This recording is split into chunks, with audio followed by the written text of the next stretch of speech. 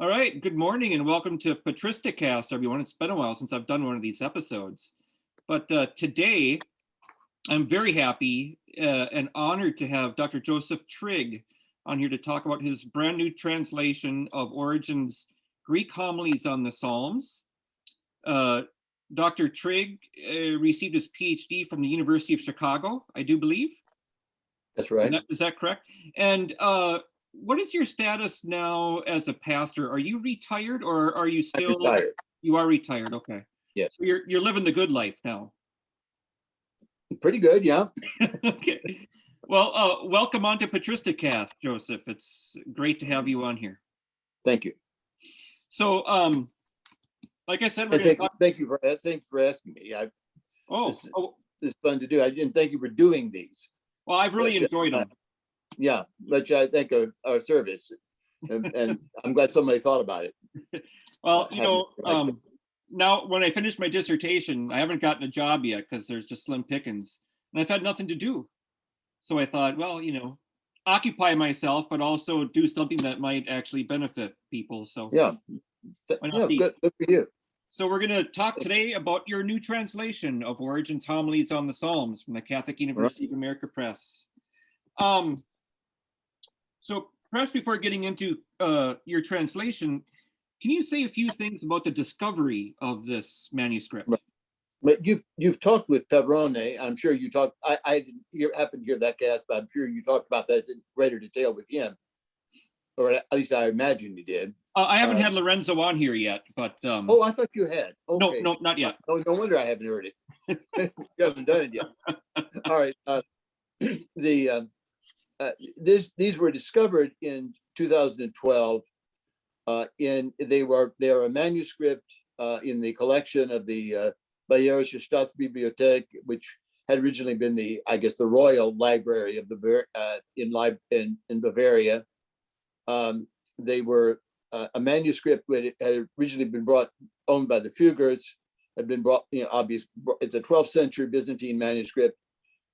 It's interesting. I haven't actually seen it. I was supposed to see it in March last year, when then something happened and I couldn't get to Munich. But it's a kind of like the size of a paper, like a thick paperback book. If you had Gravity's Rainbow or something like that, on those big thick paperbacks, it's kind of like that. It's there's a lot to it, but it's small. At least that's the way it looks like. I haven't actually seen it except in big photos. It was found by the Marina Pradl, who is Marin Pradl, who is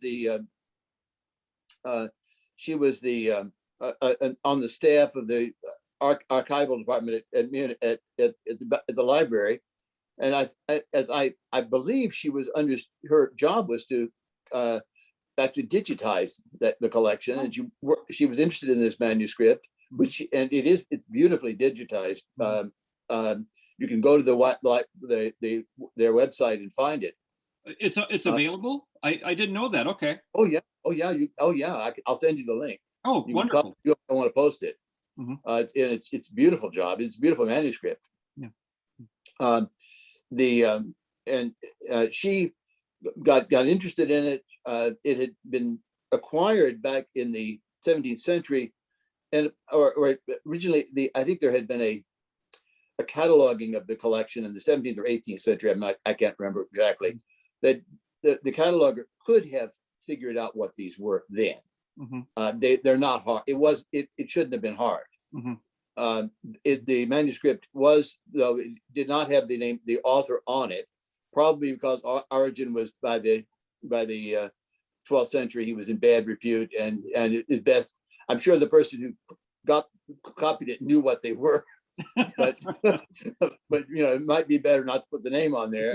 Yeah, right. But it could easily have been discovered anytime, and there were plenty of things that were discovered in the 17th and 18th century that because the four of these homilies are translated by Rufinus, yep, who translated 9 of the homilies on the Psalms. There originally were about 200 of them. Yeah. That are listed by Jerome in this sort of catalog from the library at Caesarea that he provides in one of his letters. And that these are the 9 of those were translated by Rufinus. The ones on Psalms, the Septuagint Psalms 37, 36, 38, 39, 36, 37, 38. Okay. Yeah.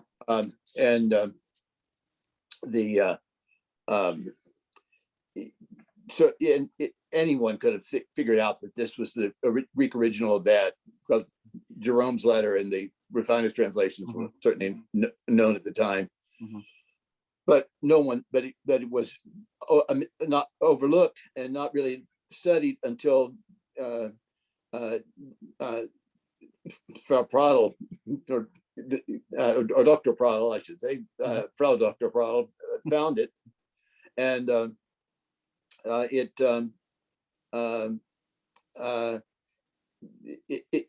she, I think, she immediately became interested in it. She wanted to find someone who could properly verify that she thought this was Origen. It was Origen, and the whole thing was. Yep. And got the name of Lorenzo Perrone, who was actually already working on this, Origen, the remains of Origen on the Psalms, and is also, an extraordinary scholar. That's right. As well as being really a kind and generous human being. So I can't say, man. Yep. Can't say too much good about him. She found him. He got really excited about it. He told me that he got immediately started transcribing the website from the website, and that he said he was translating this in his home. His wife was away and his mother-in-law was there, and that was when this earthquake struck Bologna, which doesn't get earthquakes very much. And he said he had his computer under one arm and his mother-in-law with the other one. And it sort of reminded me of Aeneas leaving Troy, as he just scuttled out of his apartment. So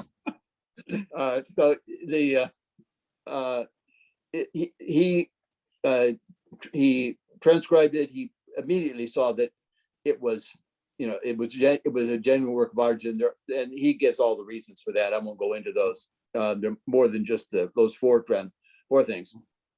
So that's how he found out. I heard it was available. I'm from the pre-digital age, and and I thought, well, at some point this will be published. I'll be interested in seeing it. But at the time I've been reading, sort of having an informal reading group on Origen with my friend Robin Young. I think mentioned that when she talked to you. We were reading Peri Archon, and she invited a student of hers who was her doctoral student at the University of Virginia when she had been there for a year, Mark James, to join us in reading that.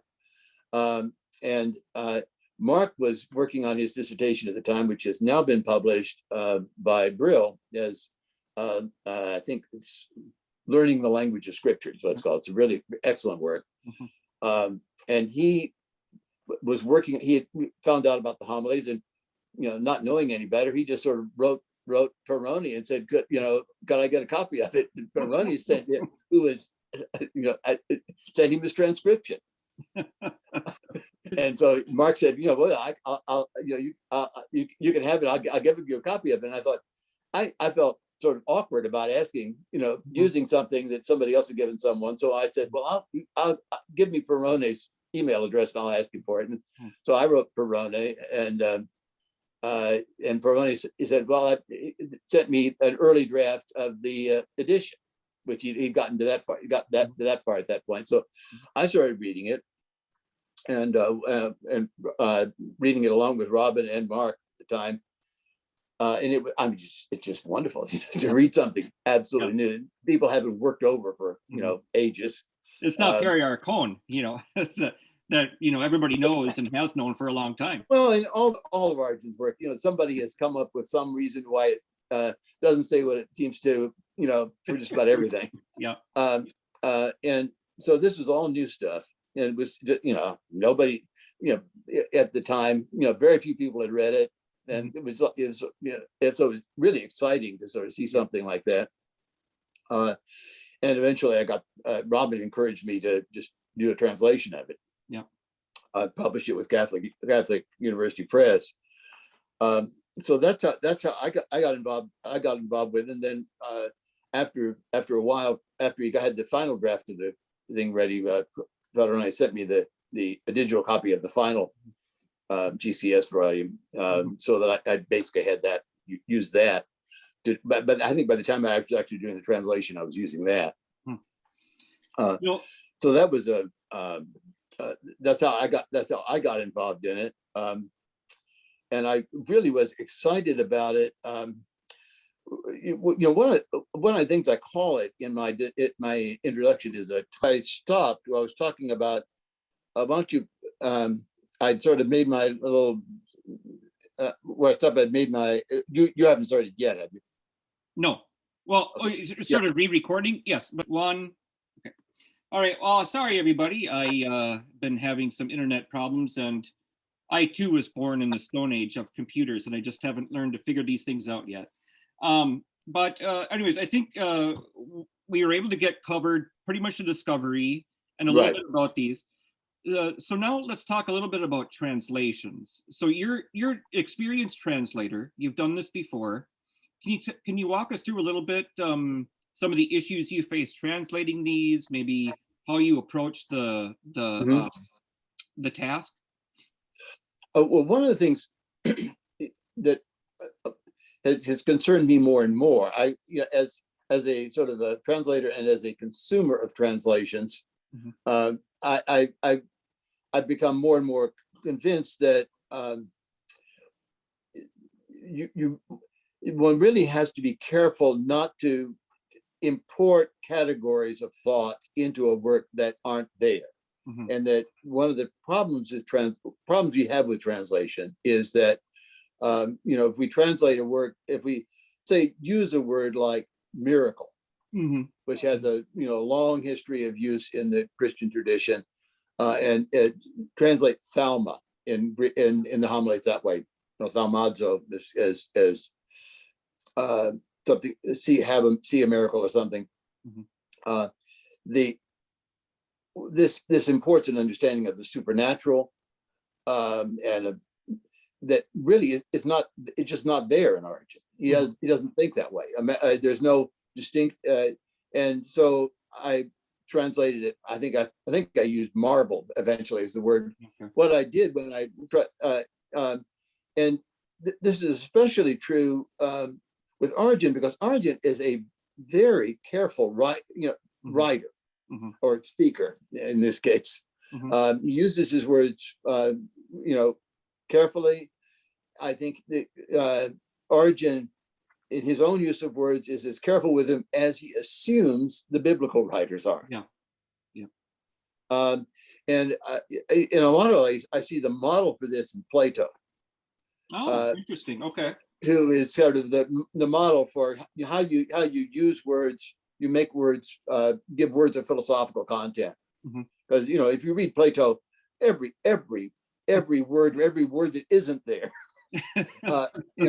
there's a reason for it, and there's a philosophical reason for it. For putting a get after something, is a red flag,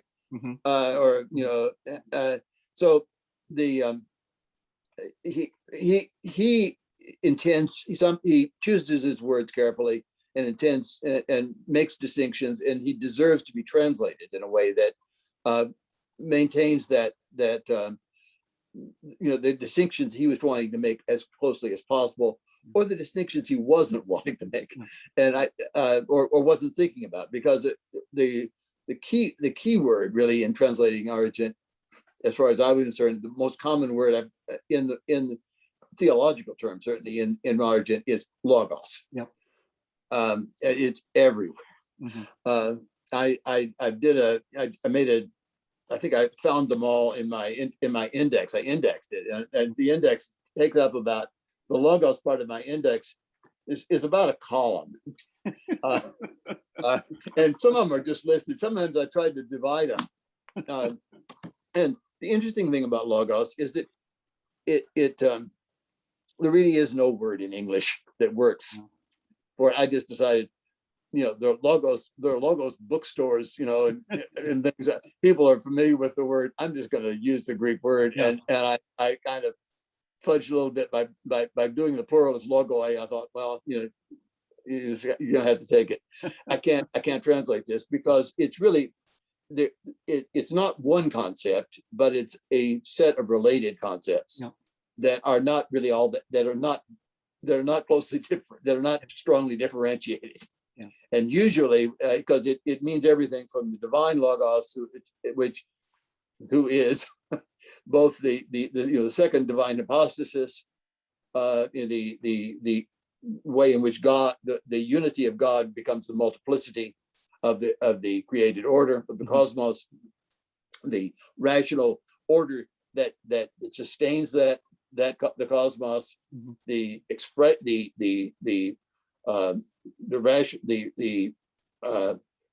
God's speech, speaking to us, our speech. It's the word just for a speech, and probably a few other things too. But when Origen uses it, he often has at least two of those meanings there. Right. And one of the immediate problems with what was finding a word, making clear that for him this is one concept. Essentially, and it needs to have one word, and it has different meanings. And I also decided I wasn't going to capitalize it some of the time because he doesn't make a distinction between the logos that sometimes he does, but he doesn't always. You can hologos with an article would normally mean the divine logos, the second hypostasis, but very often, and I'd show this. It means the divine logos, because of the concept of divinization, which I hope we'll have a chance to talk about. It really becomes our logos becomes the divine logos. That's right. The divine logos God uses our mouth to speak, so that he doesn't distinguish his logos from the divine logos or from the logos that is in the words of Scripture, incarnated in Scripture. So it's I decided to translate that lowercase Greek word, and that's the only time I tried. That's the only time I tried that trick. But I did feel I needed to. I could get away with it. Get away with that once, and there's no way. It's no way to express that in any. I thought rational discourse, but nothing works. To cover meanings. That's interesting, and I think you might be the only one that I know so far who has done that consistently throughout your translation.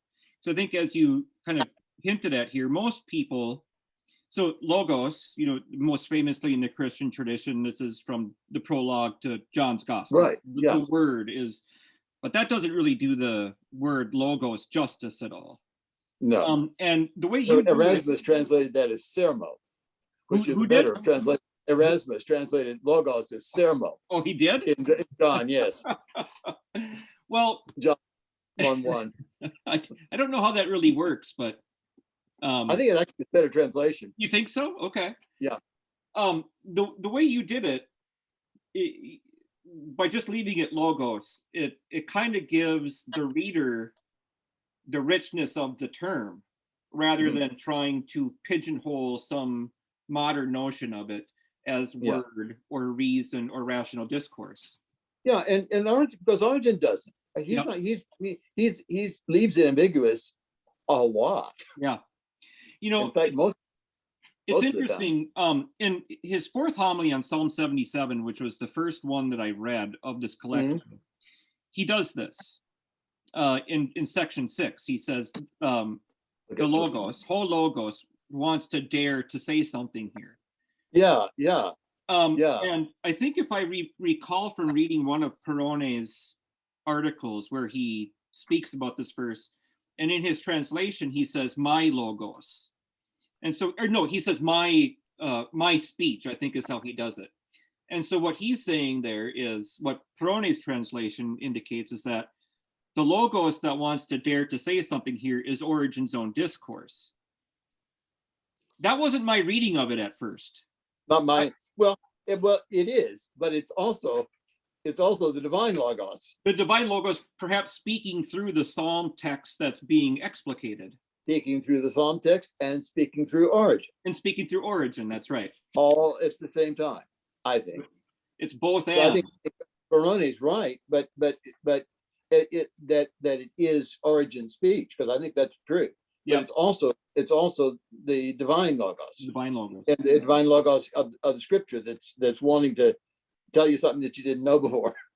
So this kind of gets at your philosophy of translation that you talk about in your introduction.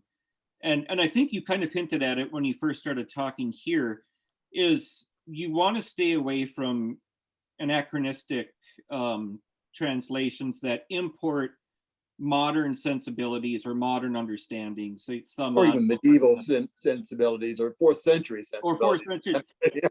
You know, and one of the ways in which this gets this becomes a problem in contemporary scholarship is when we import language like literal and allegorical exegesis.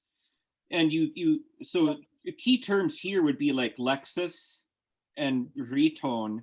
Can you talk a little bit about that? Because that's a very interesting discussion. Yeah, I decided, I was asked to do an article for a history of exegesis. I was asked to do an article in the 2nd and 3rd centuries about something that came out, I don't know, 15 years ago, maybe 20 years ago now.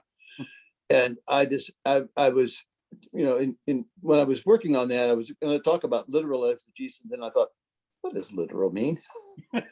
Exactly. You know, and I thought, that doesn't tell anybody anything. And so I thought, I decided, well, I'm going to write an article about 2nd century interpretation of the Bible without using the word literal. Every time I'm tempted to use the word literal, I will find words to say what I intended to say without using that word. And because I was concerned, and I think rightly concerned, that when I use that word, I think I know what I'm talking about, but I may not. Yeah. And, you know, unless I can come up with a paraphrase, I probably shouldn't say it. And so I stopped using the word literal. I stopped writing the word literal at that point, and I haven't since. Okay. I think I may have sneaked in somehow to one of these footnotes, but I'm pretty careful not to ever speak. Well, it gets easier. And it's a habit you can get out of, and I find that liberating. And I also, one of the things that working with Mark James did a sort of approach to these things from a linguistic perspective, and made me more aware than I had been of how Origen thinks about languages and thinks about language and uses it. And so I got interested in, well, you know, often kata breton or kata lexin, or just sort of translated. Rufinus starts this as literal, or detailed analysis or whatever. And I thought, well, why is it, if I'm looking, Origen's using language very carefully, he uses 2 different words. Yeah, for the same thing. Yeah, sometimes you use them together, sometimes you use them separately, but they seem to be the same thing. But Origen wouldn't use 2 different words if he really meant the same thing by both of them. I don't see, he doesn't use words that way. He wants to be consistent in his use. Yeah. Okay. I don't know that he's technical, but he's careful. Yeah. And so I thought, well, what's the difference between these words? And it seemed to me that you can consistently translate lexis as word. It's wording. It's the words that are there. Yeah. And interesting, and Rheton is what in Periarchon he calls the procheros ekplake, the immediate takeaway from those words, the statement, what they say. Okay. And when he talks about, Origen himself is quite thoughtful about translation. And when he talks about translation, the Hebrew lexis cannot be you can't translate a lexis. He never talks about translating the Hebrew lexis. You translate the Hebrew rheton. Ah, okay. That's interesting. You This kind of translate reflects his grammatical training. Yeah, you translate. Yeah, in these words, they're not used quite the same. They're used similarly. Mark discovered this. In grammar. Mhm. I don't think Origen uses it quite the same way that I think it's Apollonius Discalus uses them, but it's pretty similar. Okay.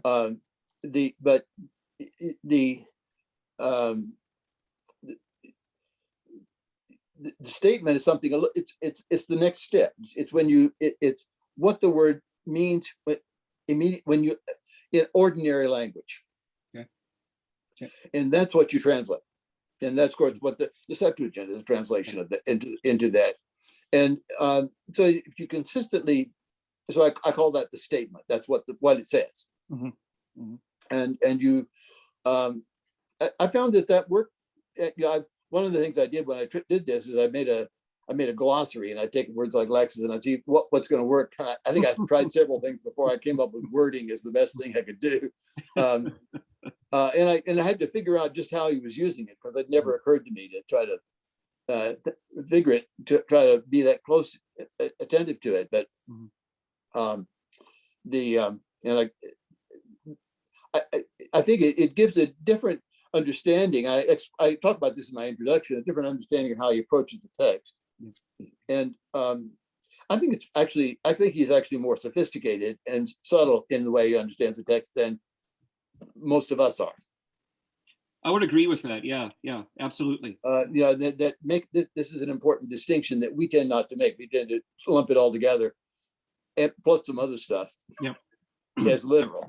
Yep. Because literal means both what it says, and it also means what the original person meant by it. And Origen, Origen doesn't. If it means, if what you're going to take away from it is something different from what it immediately says, if let's say it talks about a doors of heaven, a door is a door. Yep. Yeah. And so if it's gonna mean something other than a door, somewhere a door up in the sky, and that just does not, that will not work. Yeah. For any number of reasons. For one thing, heaven isn't a place anyway. That's right. And certainly doesn't have doors in it, or pots and pans, or various other things that Archie talks about. He gets sarcastic in these. Yeah. Then you're using the word figuratively. And so anytime it doesn't mean what, and then you could call that allegory. Sometimes he uses allegory, it's more often tropos. He takes no distinction between tropology and allegory. It's just figurative language. I guess allegory might be a sort of an extended figure, but he doesn't really use it that way. He uses the word pretty much, uses tropos more, I think, more frequently. And I think I translate tropologia as figurative language or something like that. So it's a trying to think about it and trying to present Origen in ways that people don't think they already know what he's talking about before they read him, and try to disrupt that. And it's also the reason I translated all the biblical passages afresh. Tried to keep them consistent, but I wanted to translate the way Origen read them. Yep. Sometimes I think with some of them, particularly Paul, Origen actually understood it better than most moderns do. Origen understood Paul better than most moderns do? Oh yeah, well, he spoke the language. Yeah, that's true. Why wouldn't he? Yeah, and he wasn't that far away from him in time compared to us. Not that far away from your time, speaking the same language. Of course he'd understand, and he's smart. Of course he'd understand it better. He's a bright guy. Yeah. Yeah. So the a nice example of that was the use of mera. I think it's ek mere in part. when you talk in part. Yeah. In Romans 12, when he talks about the church is we are in part. Yeah. The body of Christ, in which Origen basically takes that term and says, well, it means it has it mean the same thing as it does 9 verses later in Romans 13. We know in part and we prophesy in part. Yep. It's we are in part the body of Christ. Something that modern translations avoid because they don't want to. I don't think they want to say that. That's interesting. I should look at the NRSV and see what they do with that. That's interesting. Okay. I don't think they do it in part. Huh. The only person I know who who did that, and I was David Hart.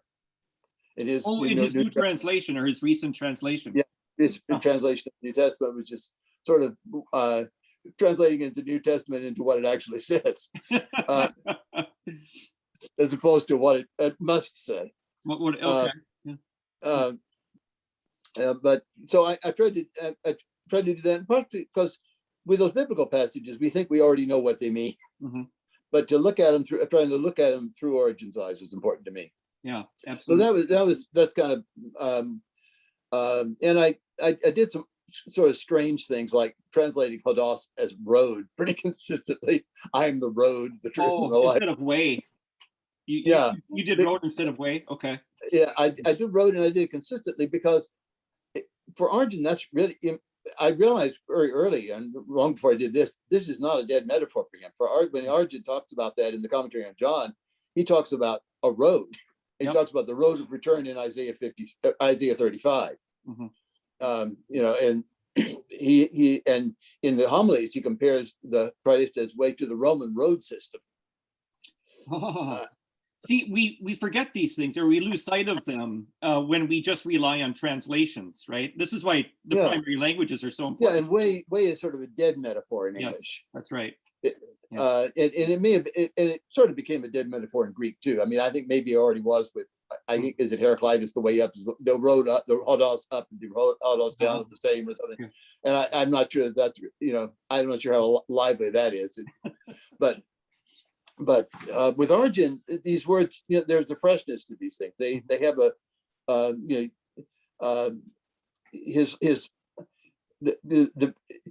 I'd say in a lot of the content of his work is very much like Plotinus, and that's one of the things I've noticed. I tried to bring in use words the same way that in the Platonic tradition, but the thing that Origen does with it is he brings color and life into it by sort of importing all these biblical categories and biblical symbols.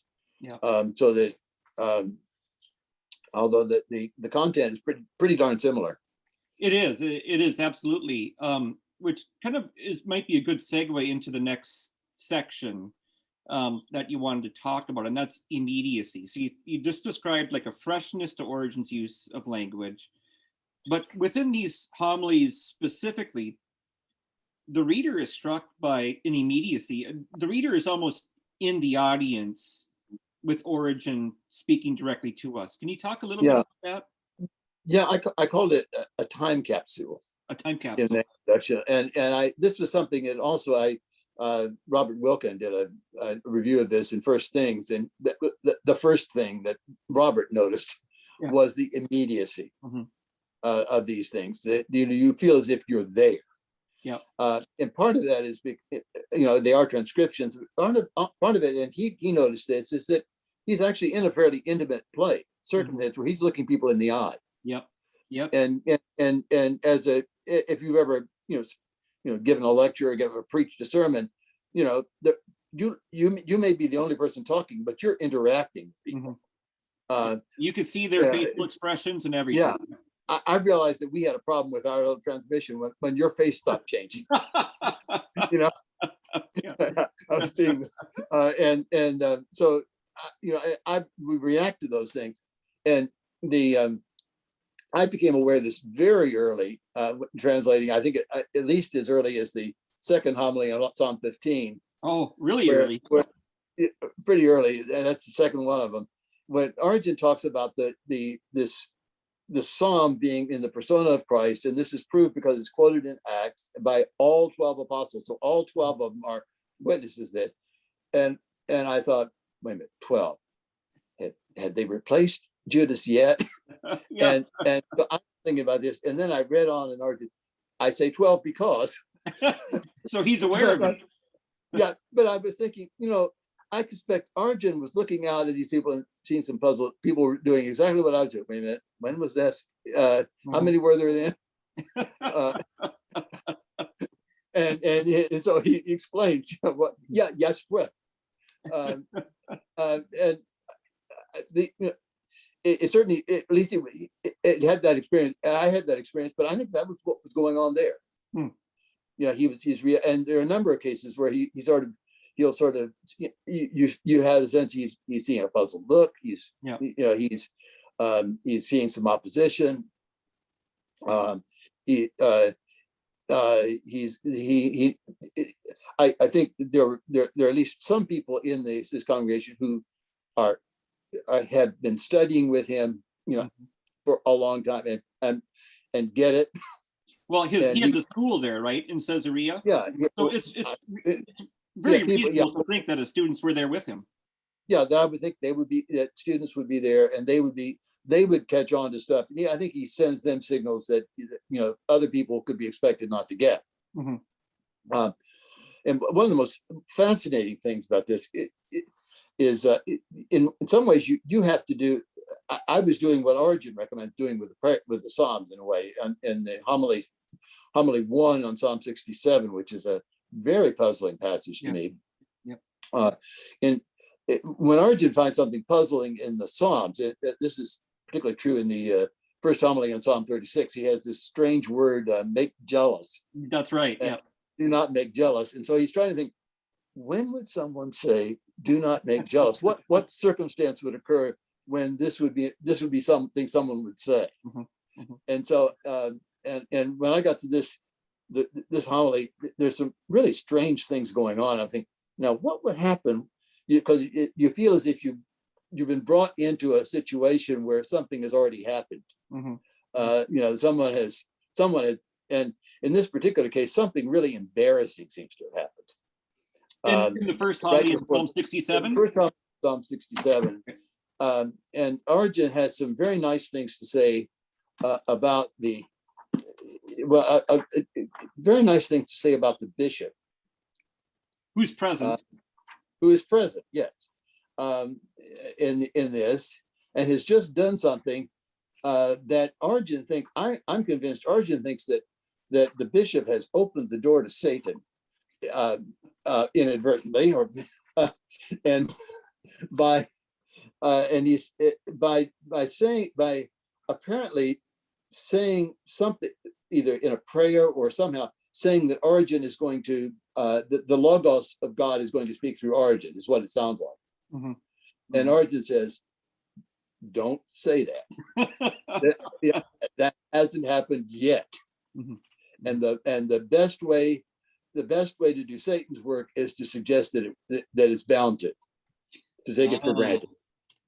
That's the way I read this thing, because he says, he said he that is the bishop is a disciple of the one who said, learn from me because I am gentle and lowly in heart. While speaking in a more measured way about himself, he ascribes to us better things not belonging to him. So he apparently, it said Origen will explain the Bible better than I don't know what he said. And it's interesting that he's being very kind to the bishop and flattering it, while at the same time saying, well, he doesn't say, well, they do pertain to him and they do pertain to me and they don't to him.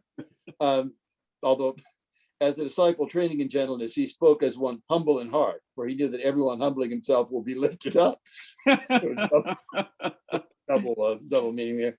But I heard what was said, not as referring to things as they already are, but as the fathers heard. And then he heard this as a promise, that he's going to be, and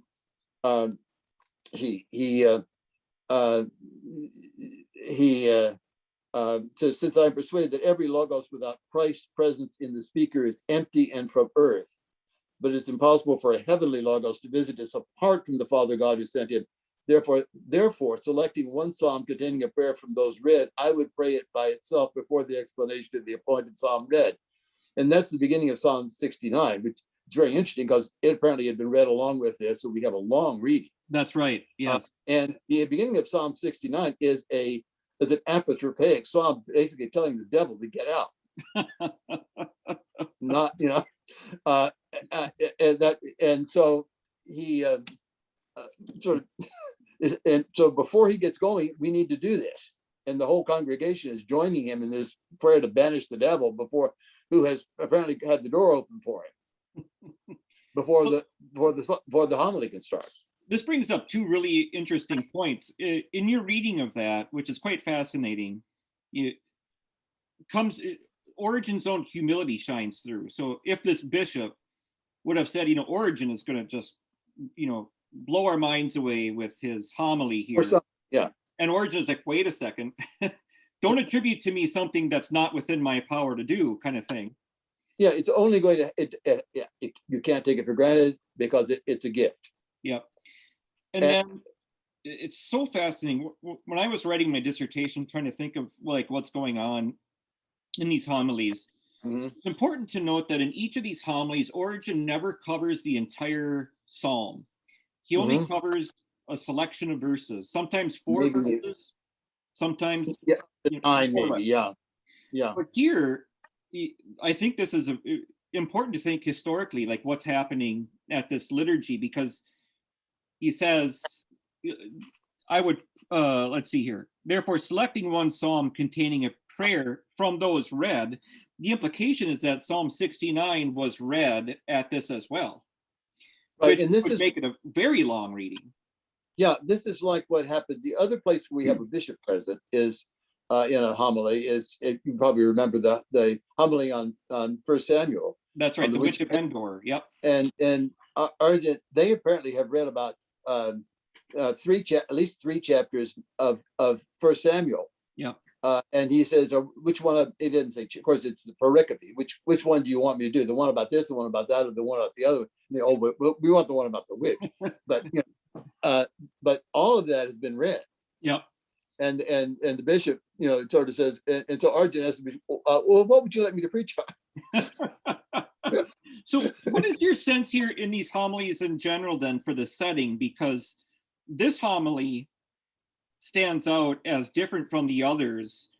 The others he never mentioned. There's no hint that multiple psalms were read. There's not even a hint that an entire psalm was read. I think he does it this time, not because that's. I think it is this time because the fact that Psalm 69 gives him a way of getting the devil out without in the most unobtrusive way possible. Yeah. Because that we happen to have had a good apotropaic psalm. The divine oikonomia has provided us with this, so let's use it. Before we get going. I think this is all acting in the moment. Okay, so that's my reading. Okay. All right. Now, it's interesting in terms of the immediacy as well. When I read these, there's Origen's use of rhetoric. He will frequently transition between the first person plural and either the second plural or the second singular. So there's a back and forth between a speaker and an audience. Yeah. And sometimes if he'll use like a subjunctive, like idomen, will oftentimes introduce a conversation. Yeah, let's see. Yeah. Let's see, or let's take a look at this. And it's almost like you're brought into the process itself. The reader is brought in. It's just such a striking feature of these homilies that I agree.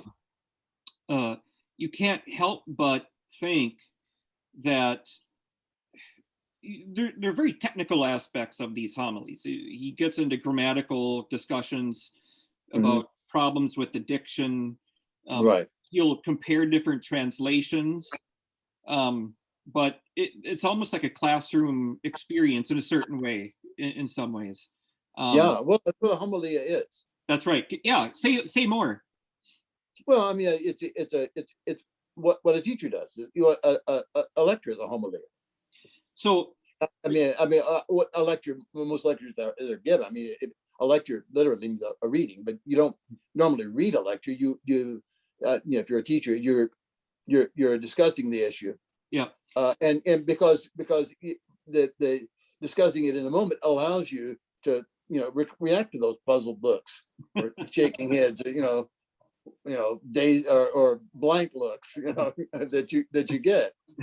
Well, there was one instance Feed on the excitement or whatever you're doing. Yeah. I forget which homily it is. I think it's one of the homilies on 77, where he mentions a time, which sounds like a time from the past, when somebody in the audience stood up and complained that they were reading Deuteronomy. Yeah. What are we, a synagogue of the Jews? Why are we reading Deuteronomy? Where are the Gospels? Yeah, that's an interesting passage. It is, yeah. So it shows that you already, the epistle gospel or something like that, Psalm, were the normal readings, perhaps, or at least in some places. Yeah. So the question of the canonization of the Bible, Deuteronomy apparently for some people wasn't appropriate, but evidently Origen assumes that it was. Yeah. Origen insists that, of course, it's an incarnation of the divine logos. Yeah. So and then to prove it, he says, and that's what Jesus used. That's right, because against the devil. Because he cites Jesus, right? Deuteronomy, yeah. Well, that's interesting too, because in his first homily in Psalm 77, he grapples with the scribal error, and after he does that, he says he uses Matthew 13:35, because apparently there was a scribal error in one of the copies. Yeah, well, the error. Matthew ascribes the quote, I will open my mouth in parables, or however, he ascribes it to Isaiah, right, rather than to Asaph, and that's a problem because he's wrong. Because the passage that Jesus was citing in the gospel was a passage from a psalm of Asaph. Yeah. So he makes that link. So Isaiah, it just the Matthew text as we have it is wrong. It's wrong.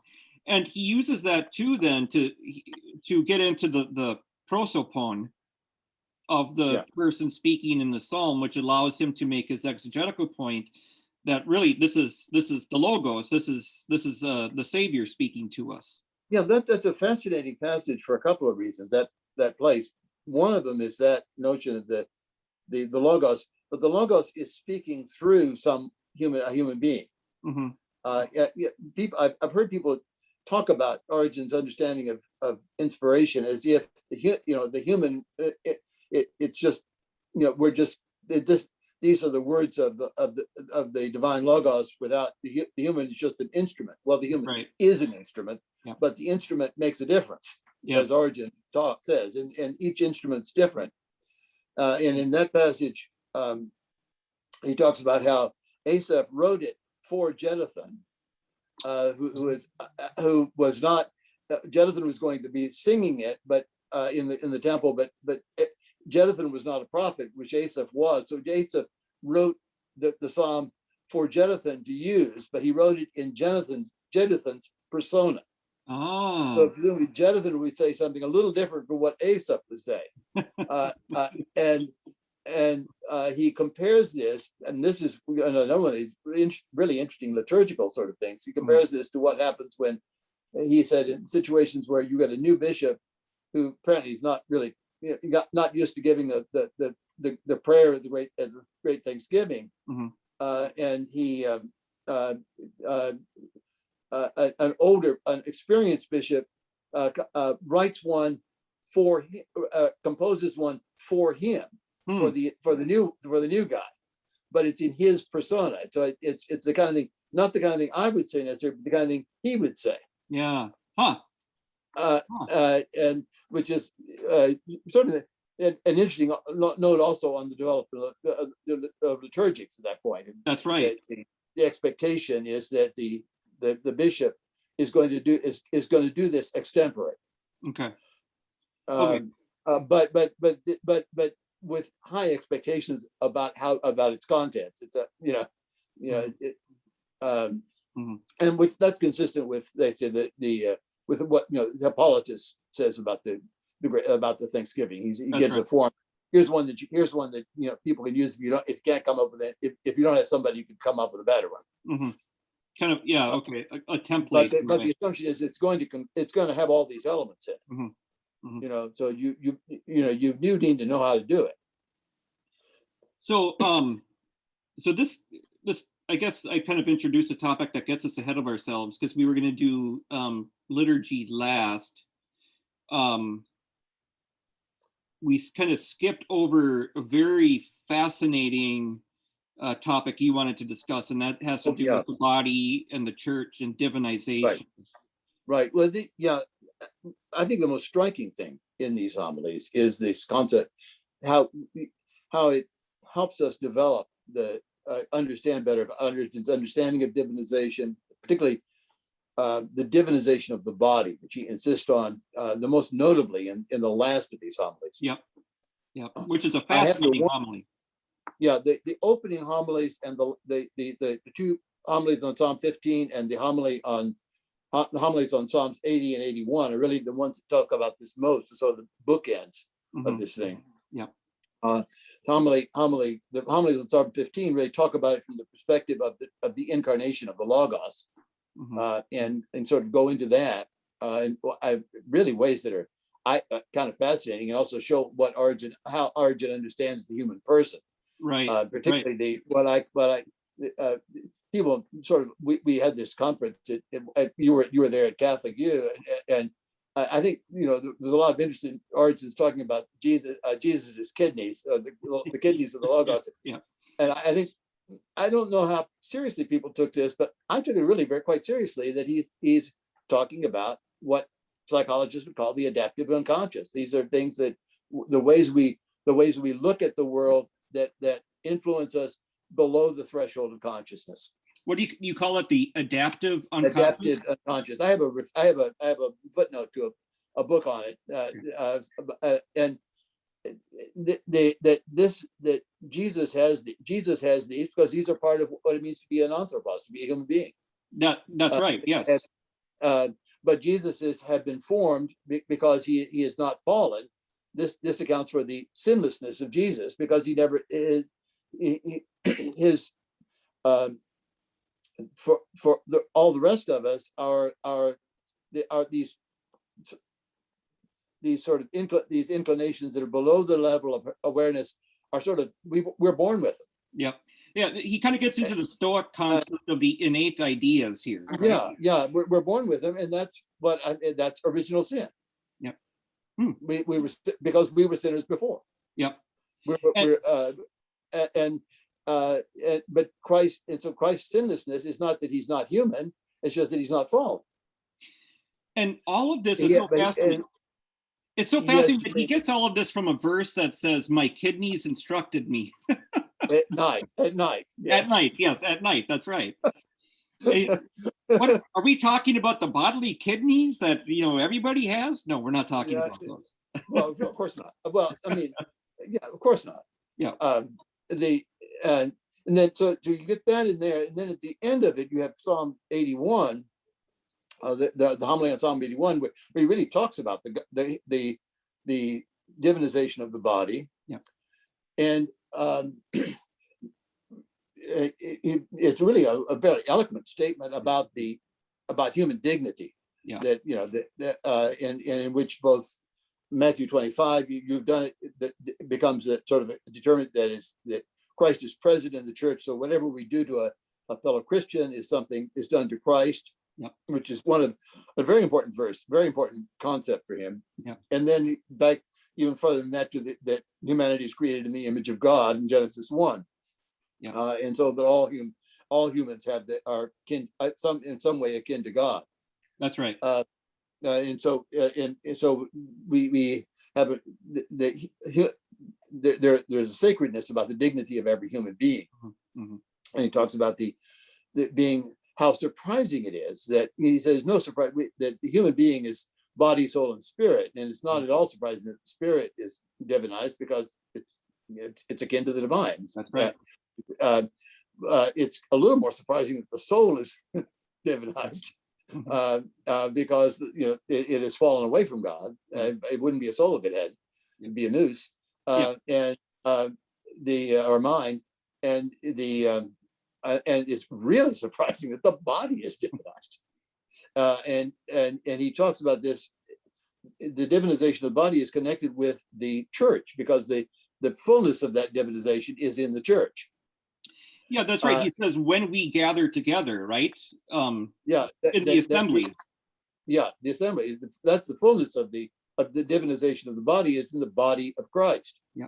And then Psalm 80, the homilies on Psalm 80 sort of give that a little more, help explicate that, and that the beginning of Psalm 80, homily, first homily on Psalm 80, at the beginning of it, he talks about the body of Christ, talks about the variety of callings, we might call it, in the body of Christ. There you could be married, you could be a man, you can be a woman, you can be celibate. There are all these different ways of being a Christian that are all legitimate.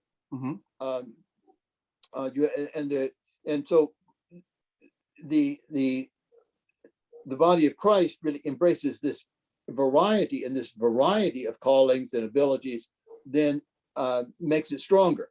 So it really is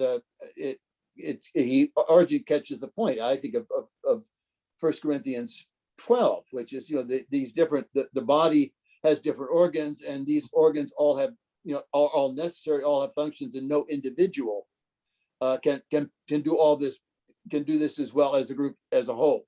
Right. And so you get that sense of the body of Christ as being the fullness of this divinization of the body. And then you get in the Psalm, in the second homily on that, he talks about the body as an instrument. Yes, that is just genius. It's a genius. It's just amazing passage. He talks about that early. There's another homily where he talks about making music is basically using your body. And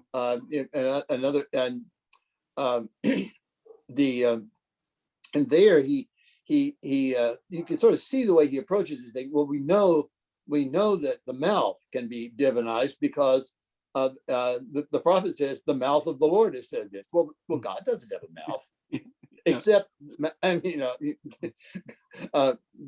only mouth involved is the mouth of the prophet. So that is the Lord's mouth. It's been divinized to speak the words of the Lord. And then he comes. He has one of the most fascinating places to me is when he talks about the eye, the divinization of the eye, because the eye is divinized so that it can look around the cosmos and gather information for understanding as God does. It's through the eye that we understand, as God does, that the cosmos is not just good, but very good. Because at the end of creation, God says it's very good. Well, we don't understand it's very good until we understand what the underlying scientific explanation for things. And that use of the eye as an instrument is paralleled, is discussed by both Galen and Ptolemy, in terms of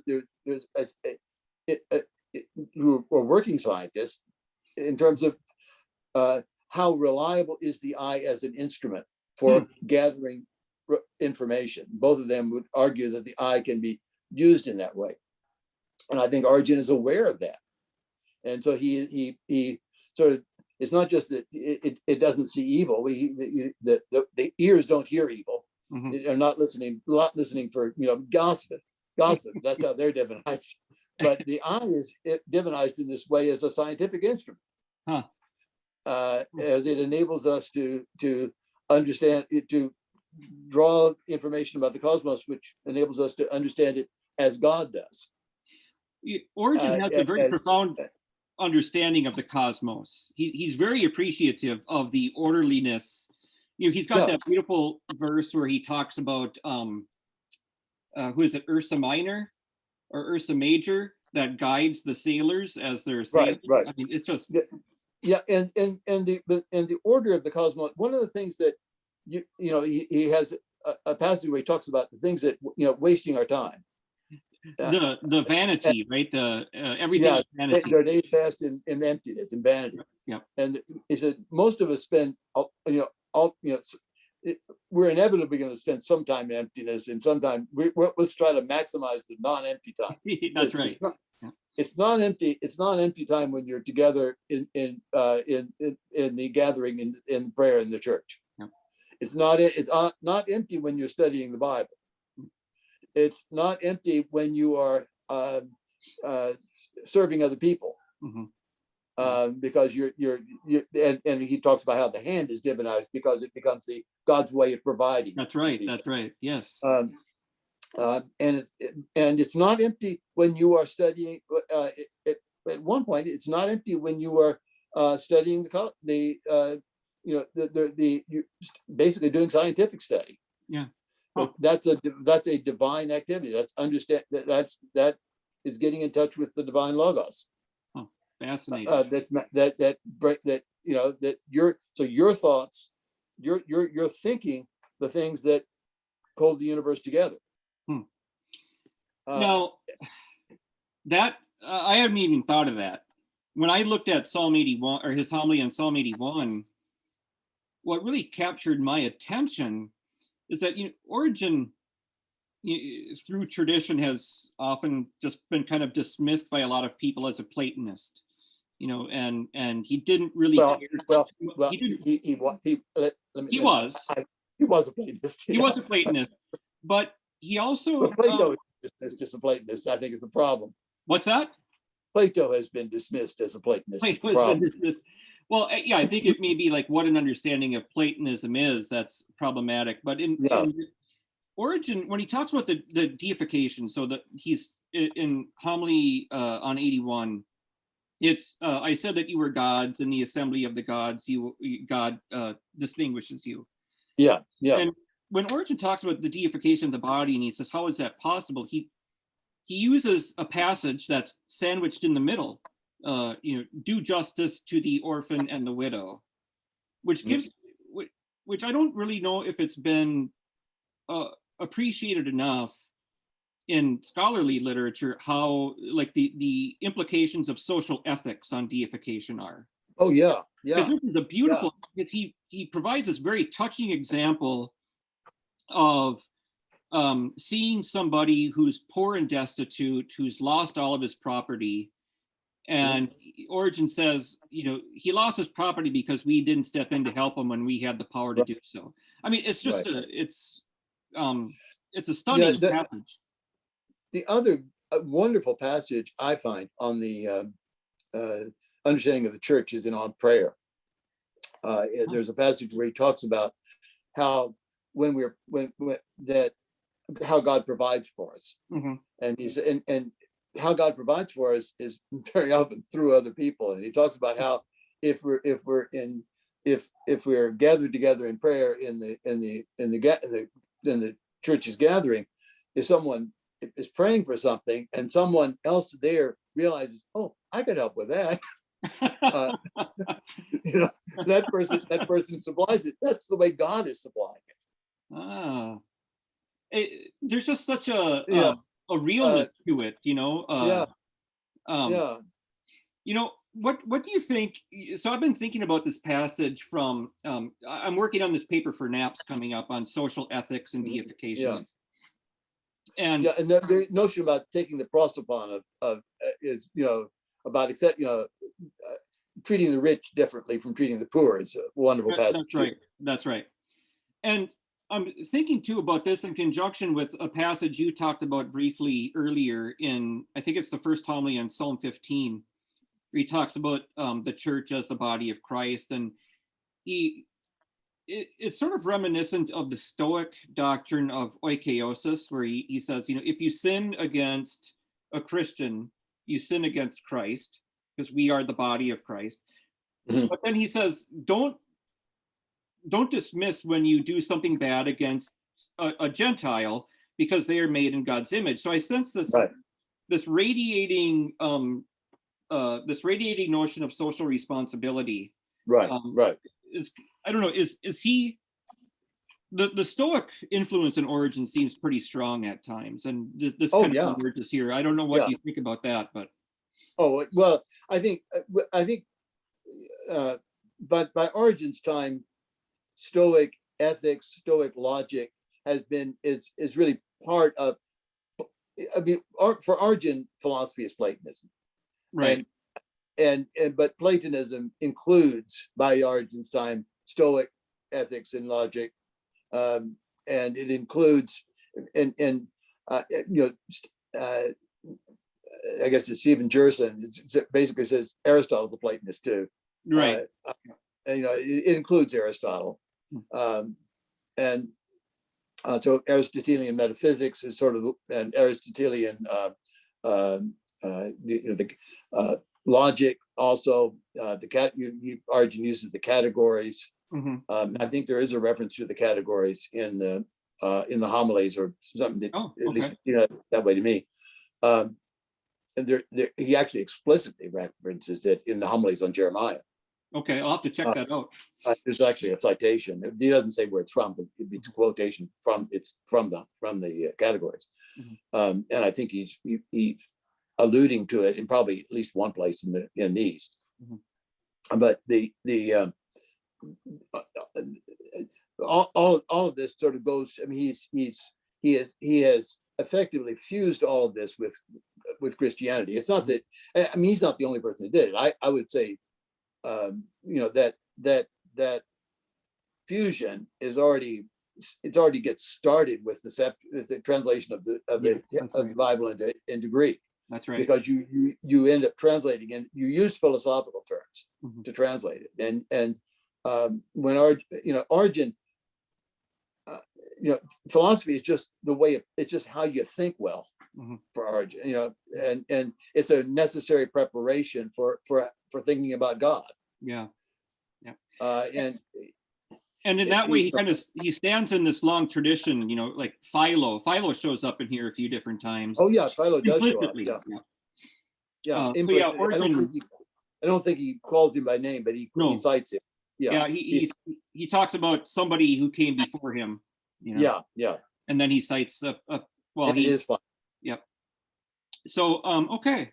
Well, we've been on for a little over an hour, including my little techno hiccup. Is there anything that we haven't covered that you wanted to talk a little bit about? Let's see if I can think of anything. We talked about there's a lot. I think one of the things that might be worth just mentioning is that these things are probably going to be valuable in many ways. I find them valuable because it seems to me that they represent a Christianity that is that is open. For one thing, there is no possibility of a conflict between religion and science in Origen.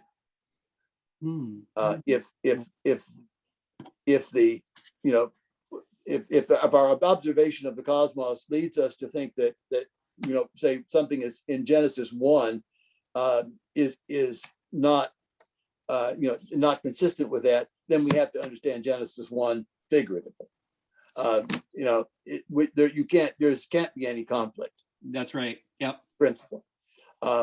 And that he talks about that. He talks about, in fact, how the nature, the order of we want to understand why the world is a good place. Science is actually a better guide than the Bible. Well, because you can misinterpret the Bible, it's harder to misinterpret scientific information. That's what he says. He has that interesting rebuttal of Marcion. Yeah. His first homily in 77, and he talks about, you have to have faith, but it's not so much faith in the Bible, it's faith in the cosmos. Well, faith in God, and you can see in the cosmos is a proof of the cosmos itself is, if you understand it, and shows that it is the work of a good God. A good God. That's right. Yes.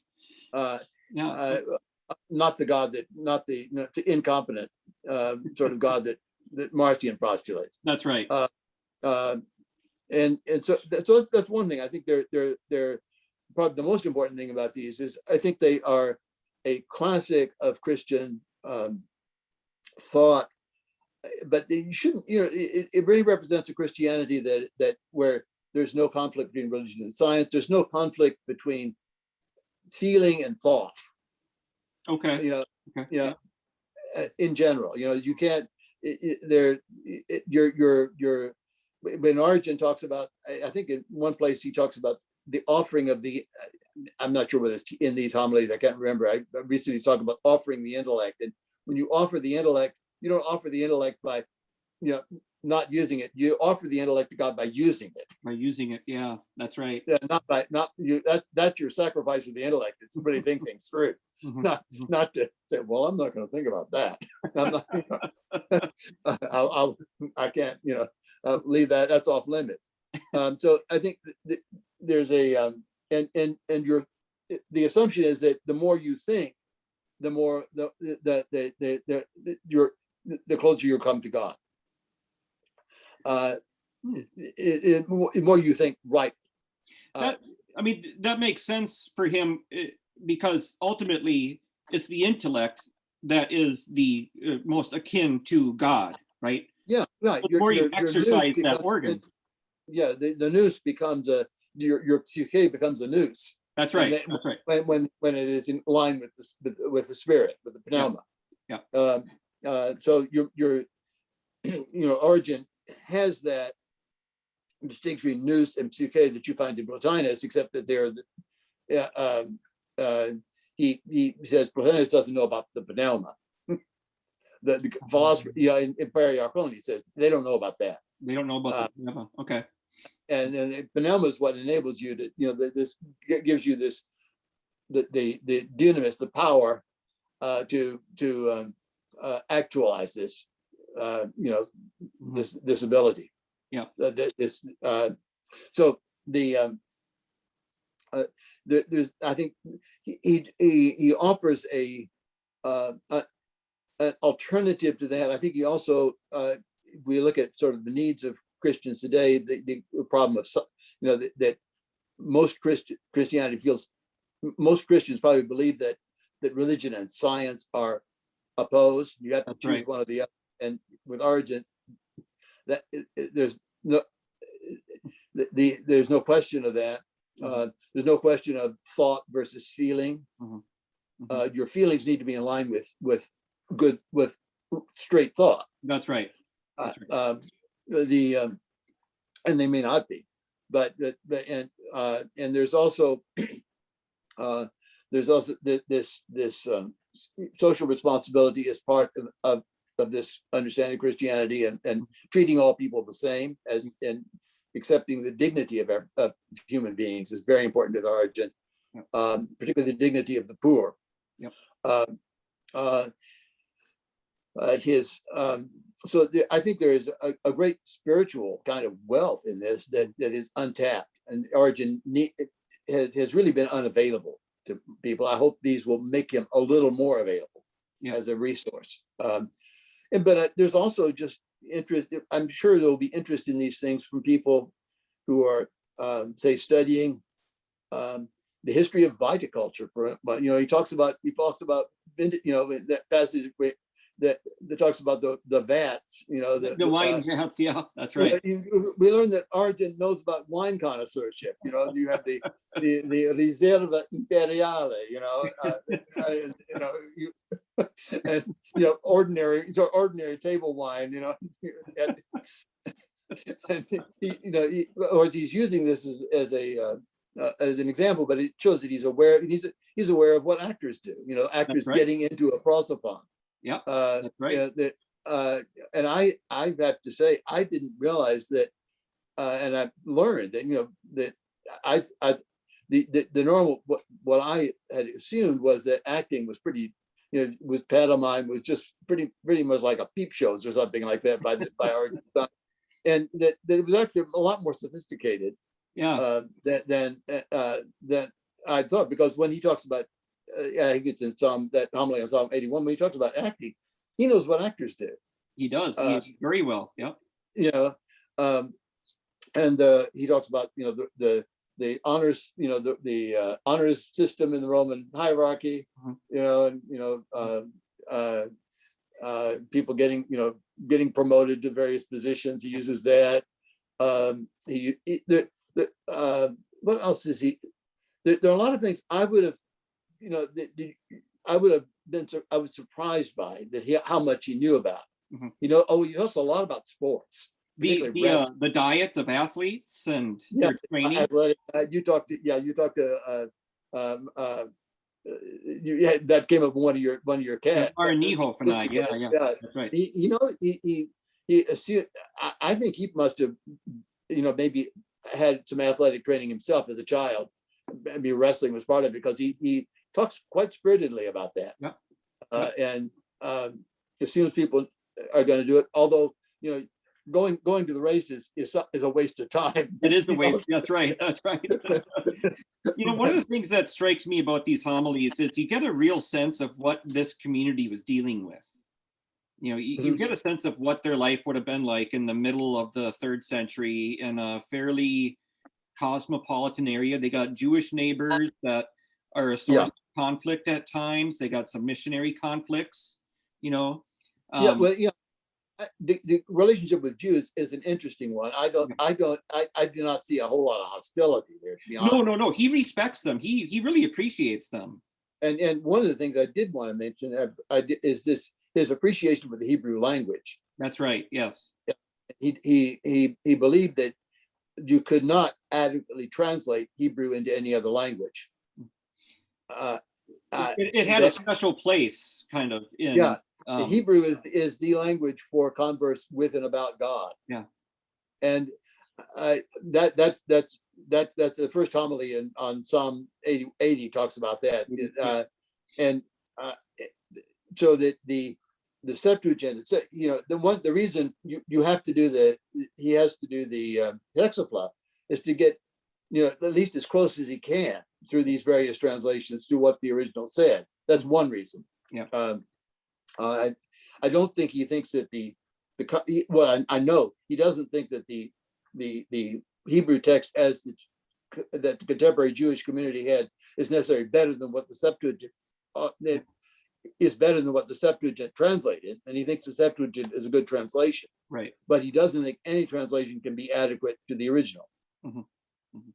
And he often uses those other translations to enrich the meaning of the passage that's under discussion. And sometimes there's one homily in here, I can't remember where it is, where it seems like the text that was read was incorrect. I think it might have been in like 8 or 9 on Psalm. There's one of them where yes, he reads it and then he corrects it. He does, yeah. It's about the wedding song.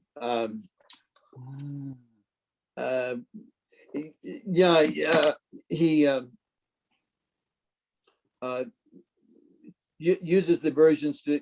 He says most copies of the Septuagint have it right, but some of them have it right, and he compares it with the original there. He definitely did not look up the original every time. Right. That's right. But he did sometimes, and there's at least one occasion where he departs from the Septuagint text without it mentioning it.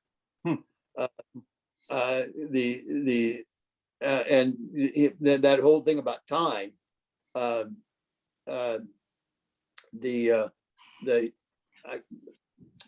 believe it. I'm trying to remember exactly, but there's the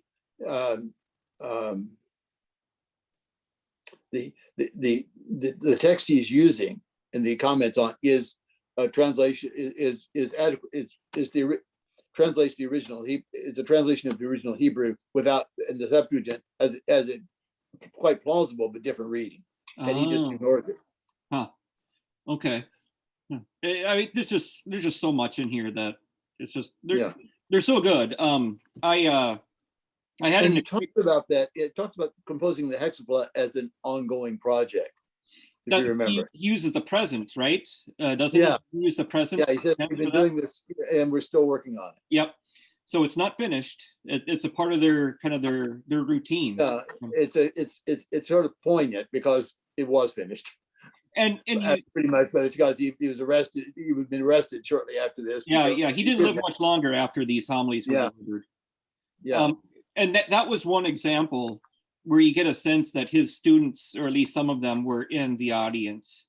So when he's using the plural, you get a sense that he's not just using the royal plural, but he's saying like we, like this is what we do in here.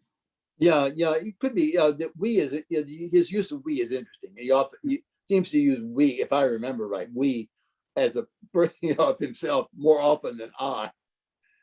He does that too. Yeah, that's right. Yeah. Yeah, but yeah, and I'm not sure exactly how to explain that. It may be because it's we who know what we're talking about. Yeah. And sometimes I think when he's looking for criticism, he is. There's one passage where he says, he's defensive about his interpretation. He says, about forcing, and I think it's one of the things that's going on. I think is that when he being defensive is that he actually has people in the congregation whom he has trained to look at, be as critical of him as because it's in the address of Thanksgiving, and he talks about how he deliberately, tried to provoke people into being critical of him, so that he would present things as if they were of no importance, that were the vital thing, and they were supposed to figure this out themselves. Or he'd make a big deal of something that really wasn't important, and that was for them to figure out. Yeah. Wait a minute, this, because he wanted the students, his teaching imitates the logos, because the divine logos does not want us to be students. He wants us to be lords like him. That's right. Yeah. He's trying to teach people how to think and how to exercise themselves on these subjects. Yeah, how to think, how to become a teacher, yeah. Not how to become, not to be a student all the time, parroting what he's saying. Yeah, in one of my favorite passages, I think this might be the one you're talking about, on open wide your mouth and I will fill it.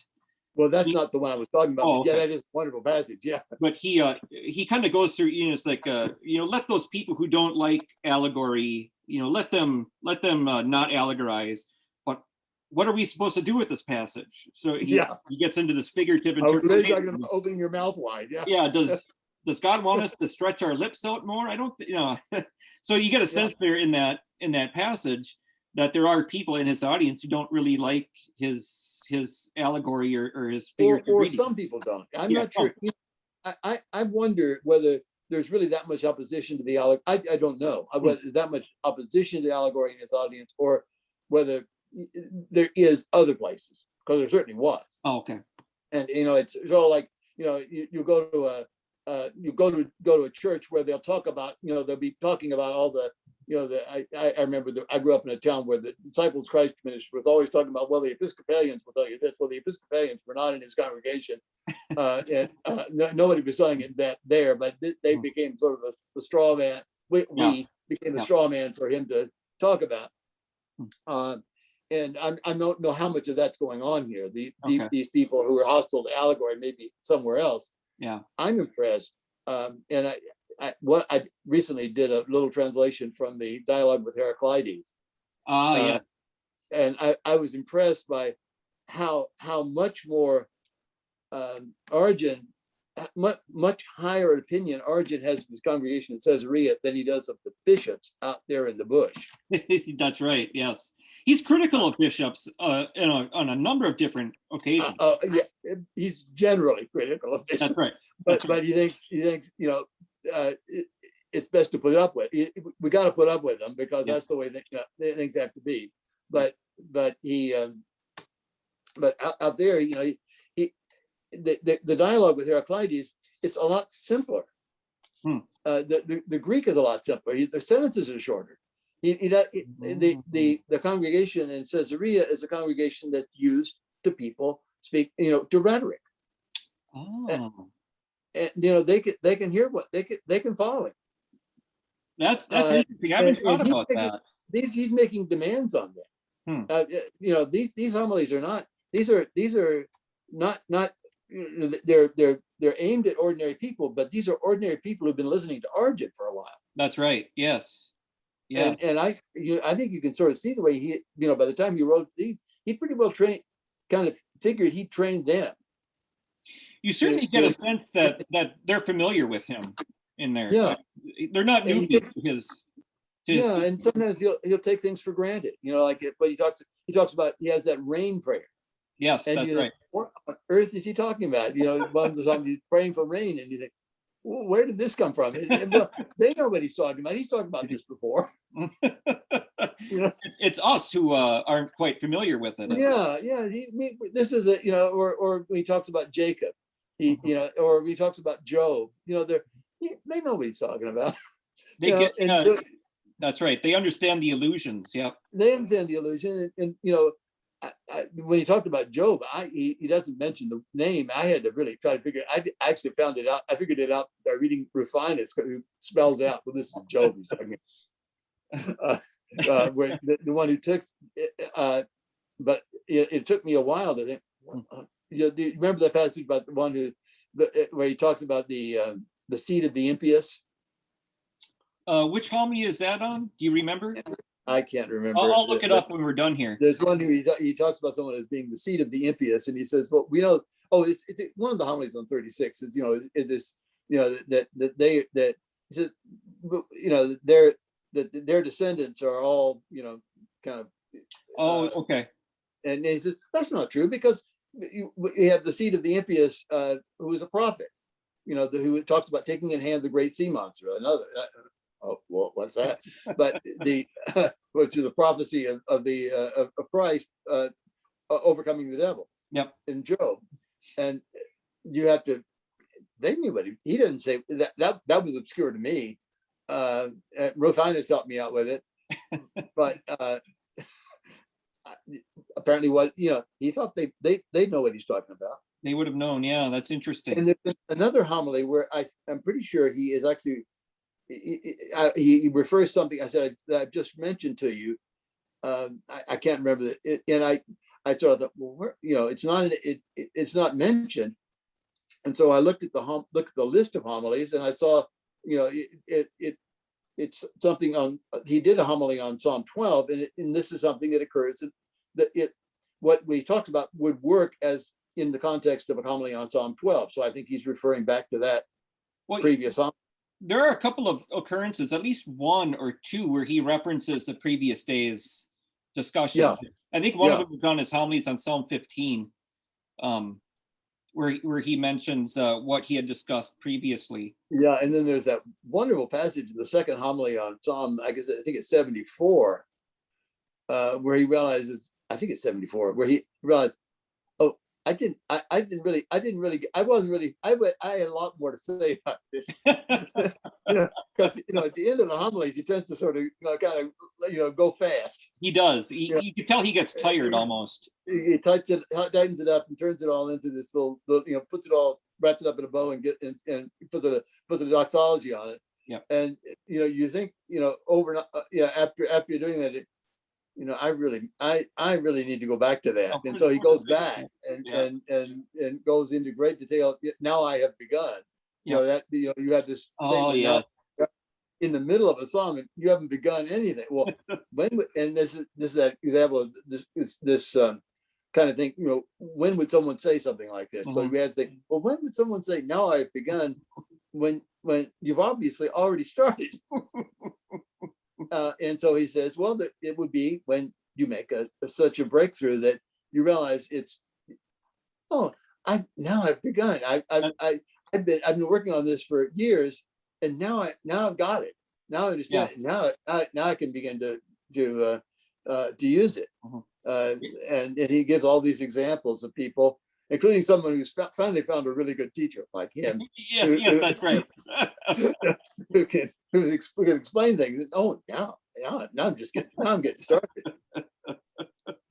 Well, I think Okay. I think that'd be a good place to stop. Yeah, well, boy, it's already 20 to 12. Joseph, thank you. What a wonderful conversation on a very fascinating and personally, I think, very important text that we now have access to through your English translation in the CUA Press, the Catholic A University. bargain at $45, by the way. What's that? 45 A bucks? bargain at $45. I thought it was 35. Anyway, it's affordable. It's affordable. It's affordable. It's not like Oxford.